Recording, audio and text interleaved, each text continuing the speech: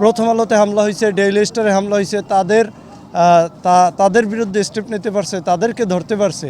কিন্তু মাত্র 6 ঘন্টার ভিতরে ভারতে পালিয়ে গেছে।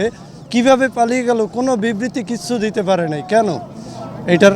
এটার সুষ্ঠু তদন্ত চাই। যতক্ষণ পর্যন্ত তার বিচারের দাবি এবং যে হত্যা করেছে এই খুনিদেরকে যতক্ষণ পর্যন্ত ধরতে না পারবে ততক্ষণ পর্যন্ত আমরা এখানে অবস্থান কর্মসূচি পালন করব।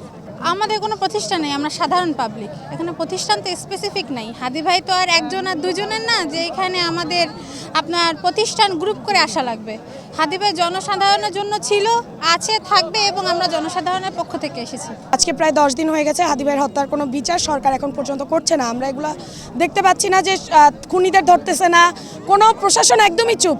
আজকে ইনকলাব মঞ্চ থেকে সারা বাংলাদেশে আমাদের কর্মসূচির ঘোষণা দেওয়া হয়েছে এবং সেই কর্মসূচির ঘোষণার পরিপ্রেক্ষিতে আজকে আমরা নতুল্লাবাদ ব্লকেট কর্মসূচি রেখেছি এবং যতক্ষণ না পর্যন্ত হাদি ভাইয়ের হত্যার বিচার হচ্ছে ততক্ষণ পর্যন্ত আমরা রাজপথে আছি। ইনশাল্লাহ আমরা রাজপথে থাকবো।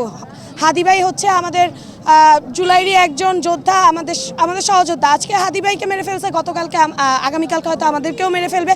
এই ইনসাফের হাদি ভাই সবসময় বলেছে যে ইনসাফ হোক, সব কিছুর সাথে ইনসাফ হোক, কিন্তু হাদি ভাইয়ের সাথে ইনসাফ হয়নি এবং তার হত্যার বিচার এখন পর্যন্ত হয়নি। হাদির হত্যা হয়েছে বহু কিছুদিন হয়, আমরা এর কোনো সূক্ষ্ম বিচার বা তদন্ত এতদিনে কোনো কিছু দেখি নাই। তাদের আর কি প্রশাসনের অত জোরালো কোনো কিছু দেখি নাই।